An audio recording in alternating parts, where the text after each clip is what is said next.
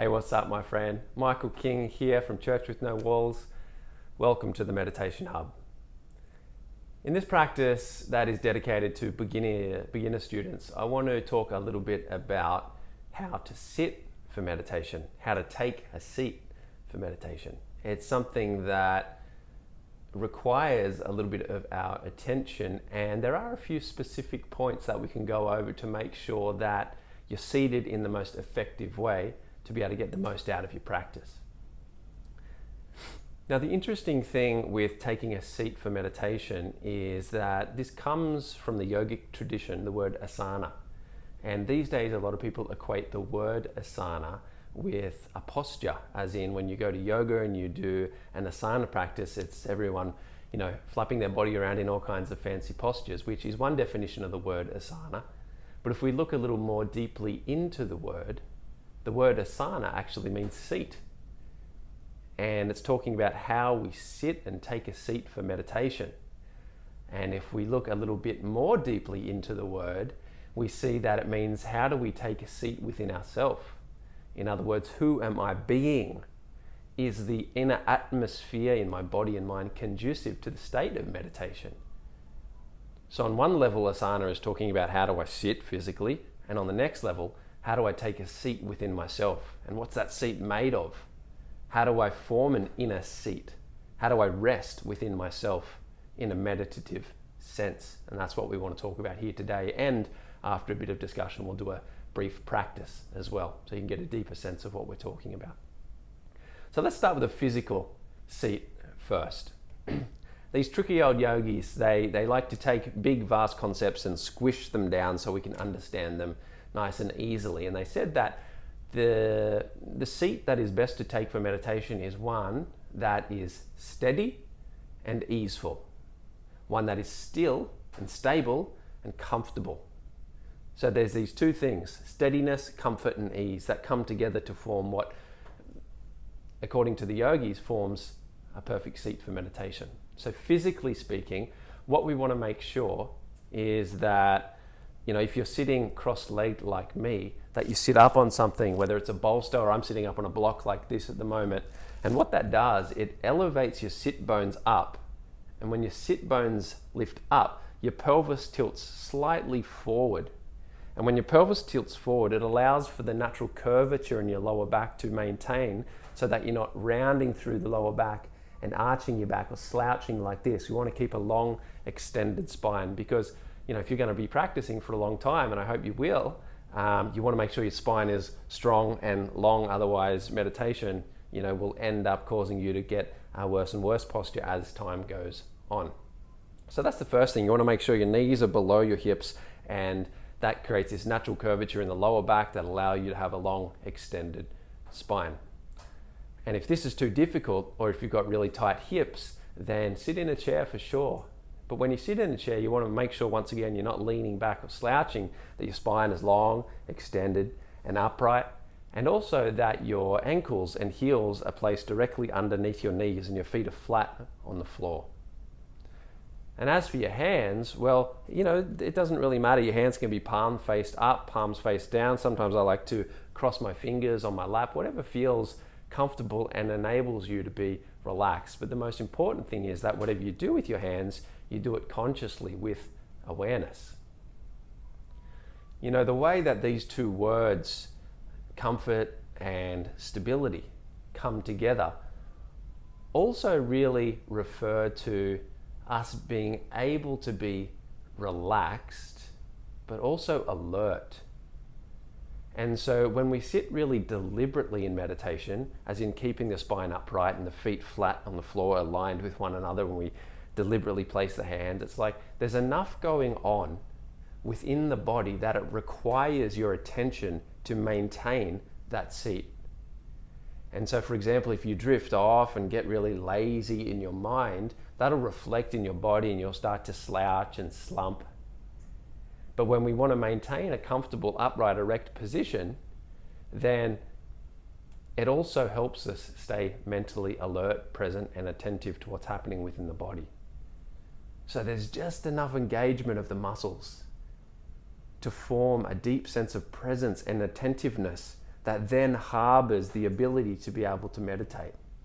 So there's this balance, being able to relax, but being engaged just enough physically that it helps keep the mind present. So I hope that makes sense.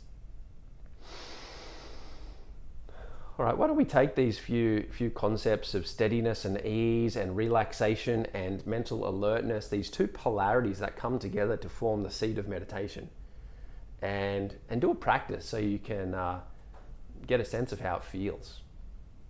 So, if you need to pause the video, go ahead and do so to arrange yourself a seat like I am now, sitting up on a block, or maybe grab a chair, but make yourself nice and comfortable in the way that we just described.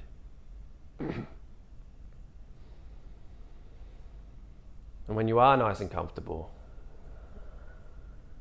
the first thing I want you to do is close down your eyes.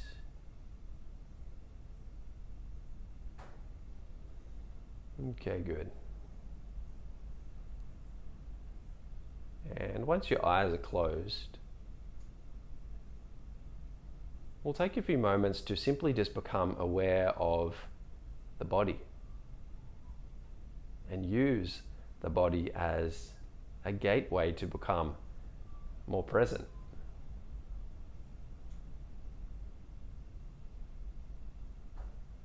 So feel your feet against the floor. If you're sitting in a chair, your feet will be flat against the floor. You'll feel your soles of your feet against the texture of the floor. And if you're sitting cross-legged, you can let your feet relax. And so find this balance of being aware of what the feet are up to and where they are, but they're also relaxed.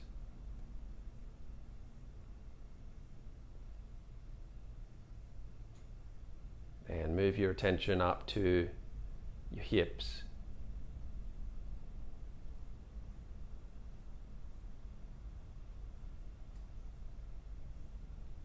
And become aware of the feelings in your hips.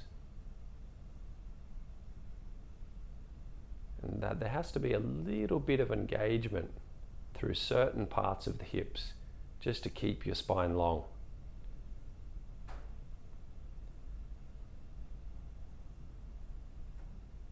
In and amongst that little bit of conscious engagement, let your hips soften and relax. So find that sweet balance.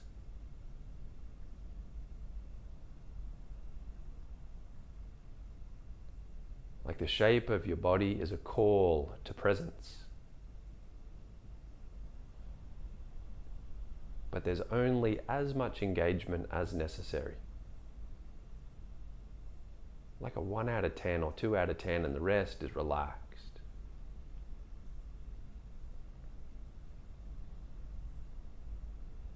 And take your attention up to your belly.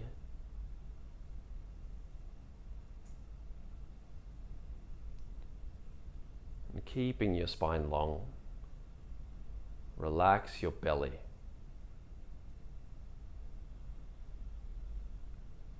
Let your belly go. And let it pulse deeply and easefully with a natural breath.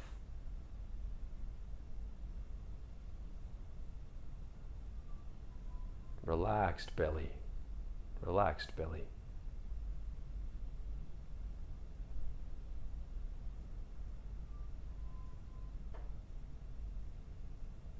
Your shoulders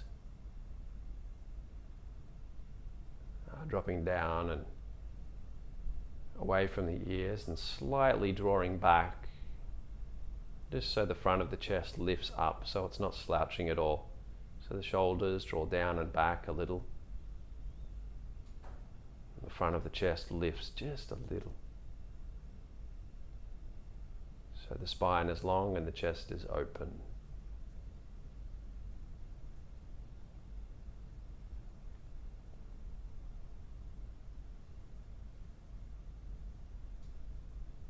Your jaw can be completely relaxed.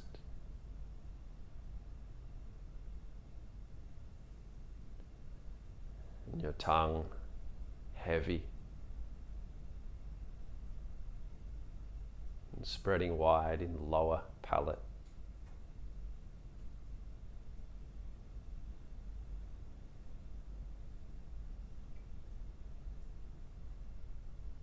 The tops of your ears are in line with one another, parallel to the floor. In other words, your head is straight.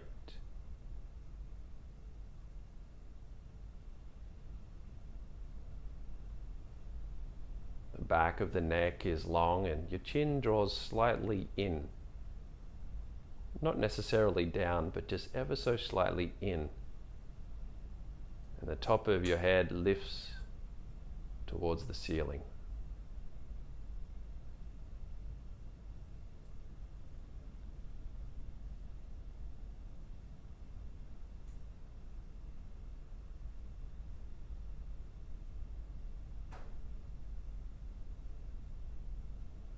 And become aware of your eyes.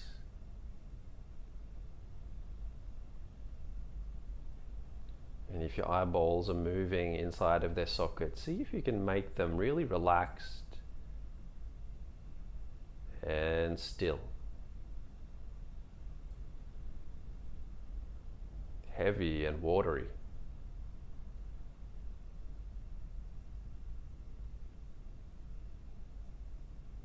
Even see if you can sense the tiny muscles and capillaries behind the eyes all relaxing.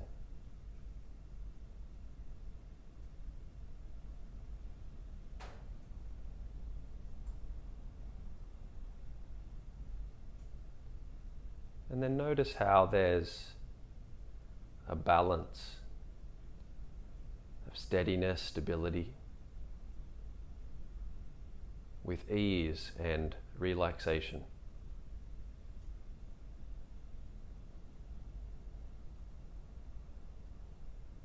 Now there's enough attention in your body to keep you engaged and present.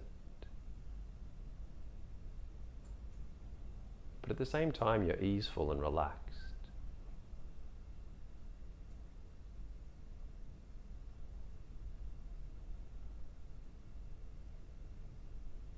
And with the embodiment of those two qualities, you're ready for meditation.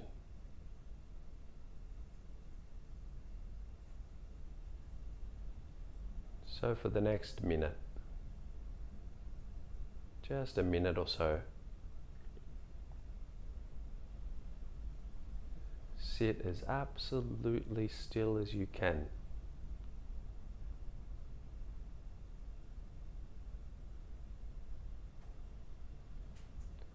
So nothing's moving.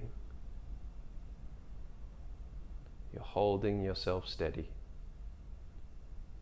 And nothing's moving except that which moves naturally, like the breath, for example.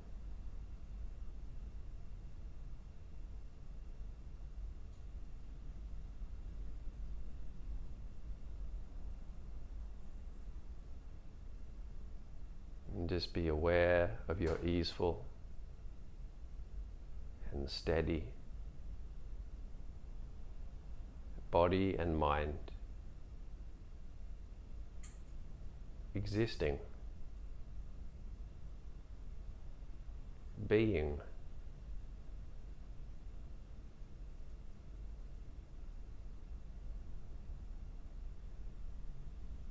and effortlessly functioning.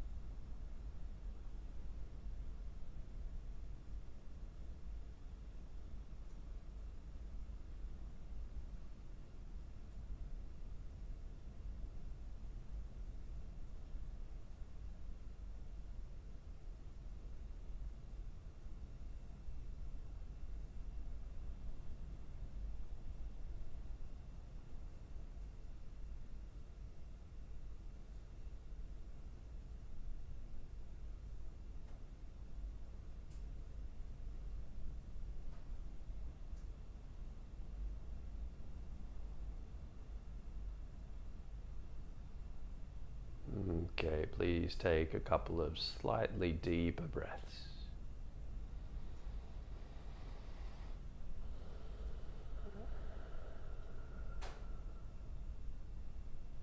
And when you're ready, open your eyes and come all the way back.